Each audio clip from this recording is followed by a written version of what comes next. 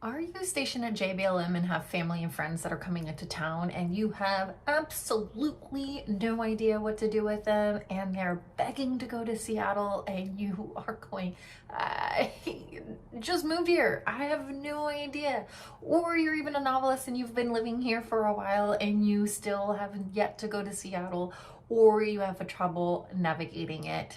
I've got great news for you. This week's episode of Moving to JBLM has all the answers for you, everything about going to Seattle and planning that trip. So stay tuned for this week's episode of Moving to JBLM.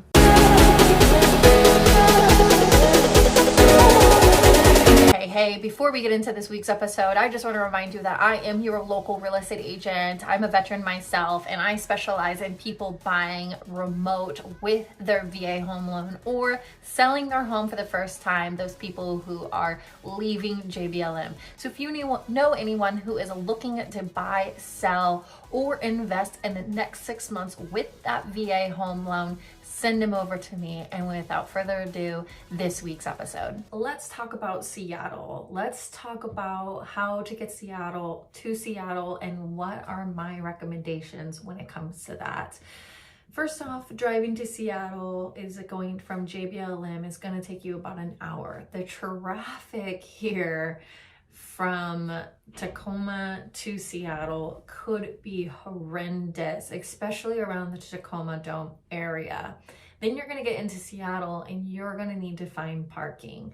First, you're going to want to download the app Pay by Phone. It is going to be where and how you're going to pay for street parking and a lot of those little private parking lots that are around. And no, unless it's Sunday, which is free parking on the streets, you're going to be paying between $15 all the way up to about $50 for parking. So keep that in mind. The private garages down there are incredibly expensive. You can get some day parking for between $20 to $50. If there is an event happening down there on that day that you're looking to visit, forget about it. It's going to be incredibly expensive. So I have an alternative. My biggest alternative, and I have done this myself, is parking at the Lakewood South Sound train station, which is located right off of Bainbridge. If you have seen that gun range off of I-5, it is directly in front of it. It's right next to the South Sound 911 Center. It's off of basically that exit off of I-5 of Bainbridge. Once you get off of it, make a right down Bainbridge, or not Bainbridge, right there. You're gonna take the S line. It is $5 to get from Lakewood all the way into downtown Seattle, which is going to be King Street. I'm going to have links below this video to basically show all of the website on how to get there, what the prices are, how to navigate it. It is fairly simple. And then once you get off at King Street, you can take the light rail to Westlake Center, which is going to take you to Pike Place. Then you can get on the monorail to get to, I know this sounds like a lot, but then you can get on to the monorail to get over to where the Space Needle, Chihuly Glass studio, all of that stuff is. It's pretty simple. I will be having pictures on this video for you to look at, and then also there's going to be links below. It is going to be your cheapest option, and it's going to be fun. I love taking the light rail or the train up to Seattle. This train station is amazing. I think that we should really get back more into public transport, but that's a whole other podcast that I probably am not qualified to be having a conversation about, but it is an amazing alternative. If you are going to be taking it, getting off at the King Street station is right there next to T-Mobile Stadium, the Lumen field, which is also another great alternative if you are going to be seeing a Sounders game, a Mariners game, or even a Seahawks game. You can get off right there. King Station is also in Pioneer Square, which is the oldest square in Seattle. It is walking distance to the Seattle Waterfront, where the big Ferris wheel is, the Seattle Aquarium is. It also is right there, the home of where the underground tour is, which is absolutely phenomenal. So I highly recommend. It's very easy to travel. There's lots of little restaurants, lots of little bars. It is the art capital of Seattle, I feel like. Every first Thursday of the month, they have art walks in Pioneer Square.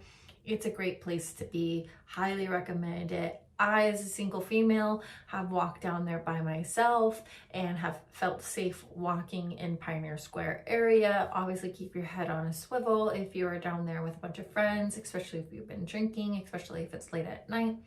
But it is a great place. In King Street Station, or King Station, is a beautiful building. It's an Instagrammable moment.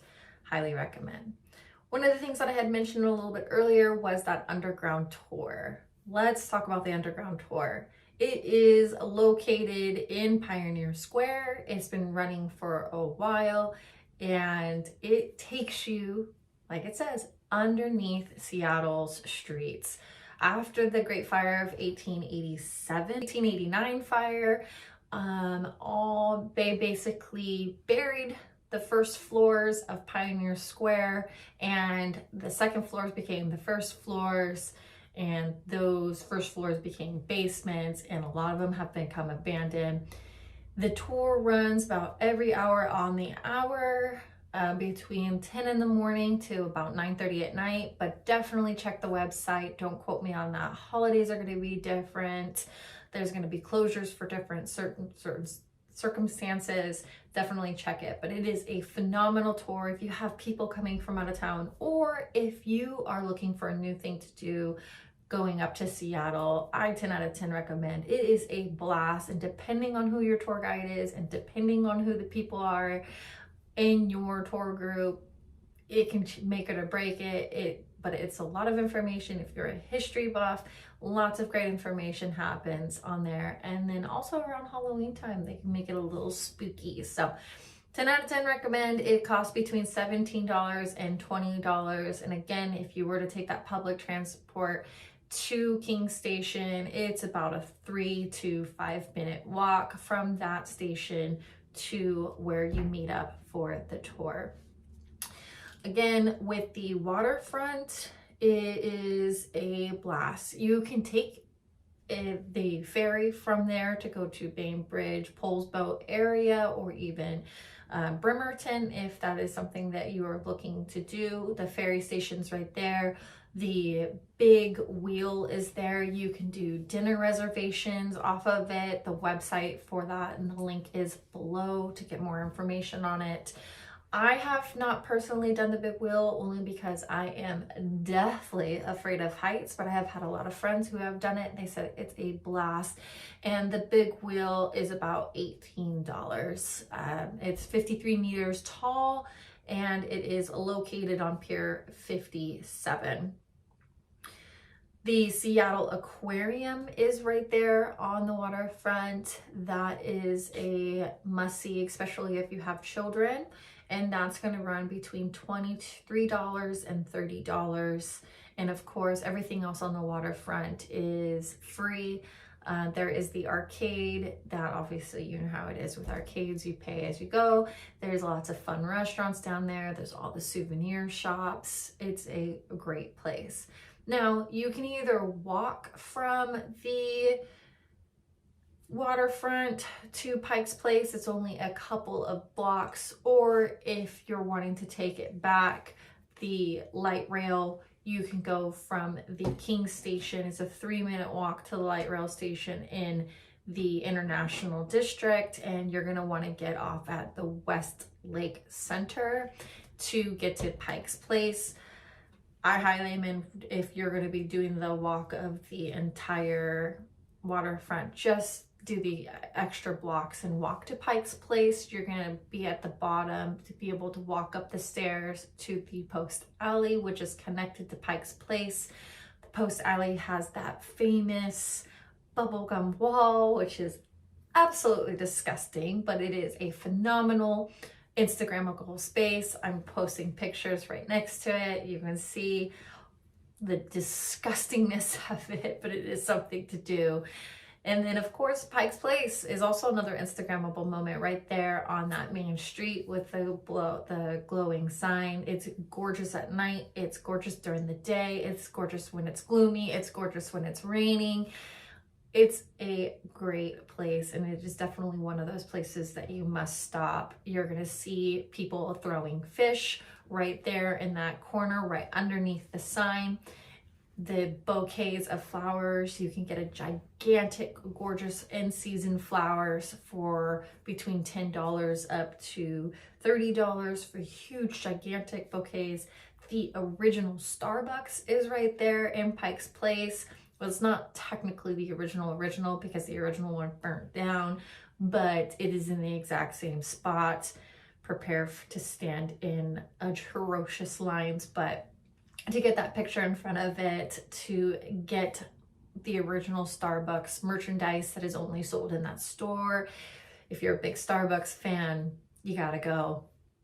And then the next thing that I would do after leaving the Pikes Place Market is I would go back to that Westlake Center where the light rail is and take the monorail over to where the Space Needle complex is. In the Space Needle complex, you have the Chihuly Garden and Glass Museum, the Climate Pledge Arena, so if you're catching a hockey game, the Pacific Science Center, the MoPop, which is the Museum of Pop Culture, the Children's Museum, and then of course the Olympic Sculpture Park as well, which is another Instagrammable moment that is free.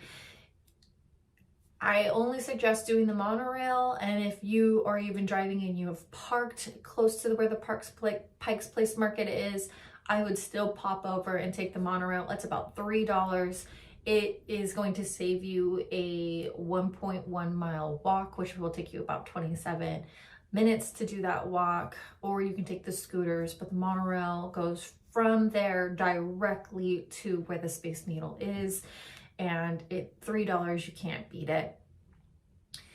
Once you get off of the monorail, you have your Space Needle, and the Space Needle itself now runs between $35 to $39. I highly recommend making reservations online and not standing in those lines. And then of course, if you are afraid of heights, know that they have just replenished it or remodeled it to where it has a glass bottom now. So I personally, when I first moved up to Washington in 2016, I did the Space Needle and I was able to go on the platform.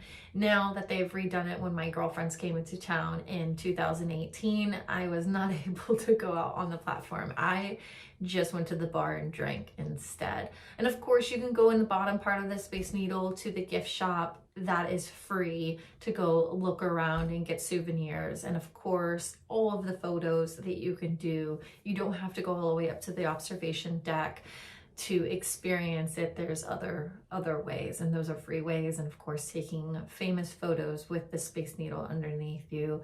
The park itself, right around where the MoPop and the Chihuly Glass and the Armory, everything that's right there. It's a beautiful little complex. There's fountains, there's playgrounds, there's sculptures, lots of free things that you can do just by walking around that little complex of the Space Needle.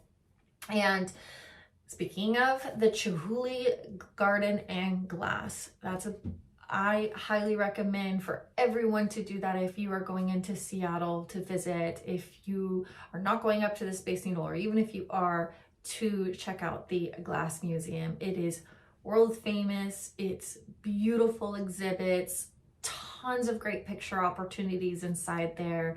Sometimes they have glass blowers that are outside doing demonstrations, and inside of, and I'll have a picture to the side right here, inside of the big glass dome area, there is great opportunities of taking pictures of the Space Needle with all of the glass exhibits.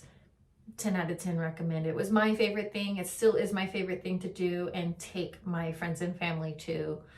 Highly recommend it. and that's going to cost you about $35. And they do have military discounts some days, but make sure to call and ask or purchase your tickets while you're there with the attendant instead of online. Online, they just didn't give you that option.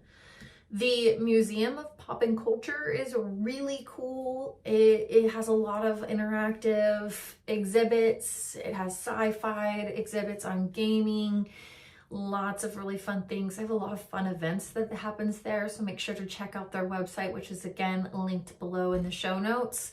I recommend, and that's going to cost you between $31 and $37. If you're a big museum goer, this is one of the Glass Museum and the MoPop Museum are definitely a 10 out of 10, and it's all right there. The building is incredibly cool on the outside as well.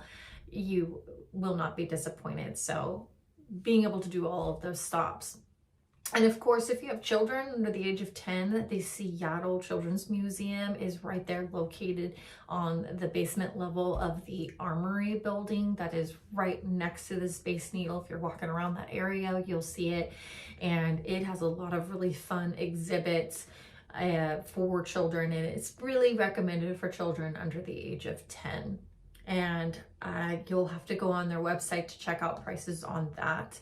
The Seattle International Film Festival is also located right there. It was founded in 1976. There is a film that's going on 365 days a year, from theater engagements to classics to revival film showings. Check out their website, which again will be linked below, to be able to see what is playing. That, I believe, if you're a big movie buff, or if you're a theater major, or if you have elderly coming to visit and they need to get off of their feet, that would be a great place to go and visit as well. And of course, they have great shows that happen.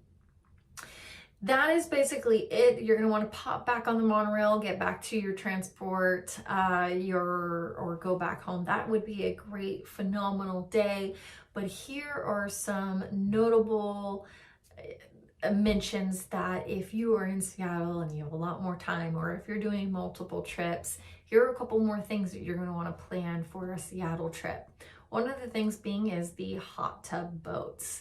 That is iconic. It is open all year round. They run rain or shine.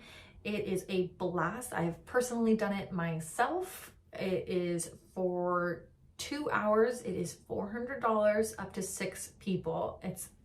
You rent it by the boat, you don't rent it by the people.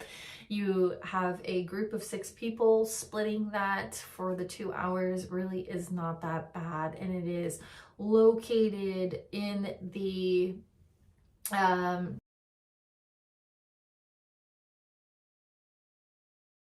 is a blast. You get great views. It's almost worth it doing it in the rain because it gets so hot in the hot tub boat, and it is a great memory to do, and you can bring your own alcohol on it.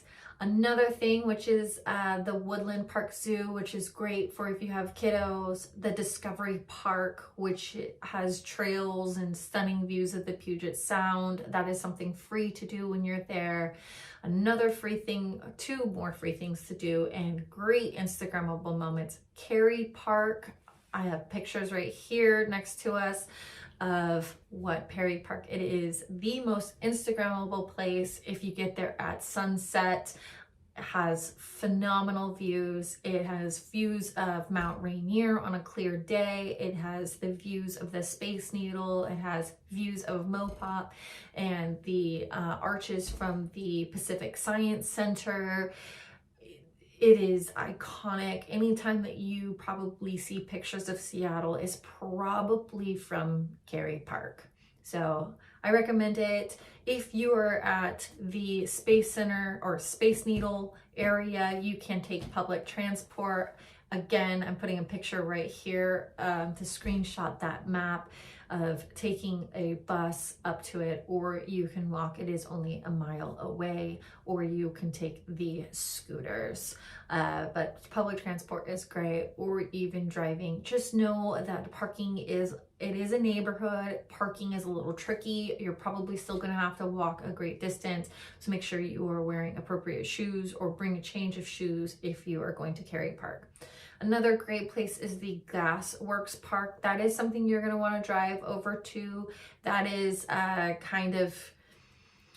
it's out of the city. It's on the other side of the Lake Union right there, and you're going to want to definitely drive to that. But the Glassworks Park, I don't know if you recognize from the photos right there, if you've ever seen the movie 10 Things I Hate About You with Julia Stiles and Heath Ledger, where they are throwing the paint-filled balloons at each other is at that park. It is really fun, a big, huge, gigantic playground for the children. You can climb up on some of the places in there, take a lot of photos. It is a very good Instagrammable spot. It's a blast. Bring some food if it's a beautiful day outside. Have a picnic while you're out there. It is really fun. It's a public park. You'll see a lot of people running out there.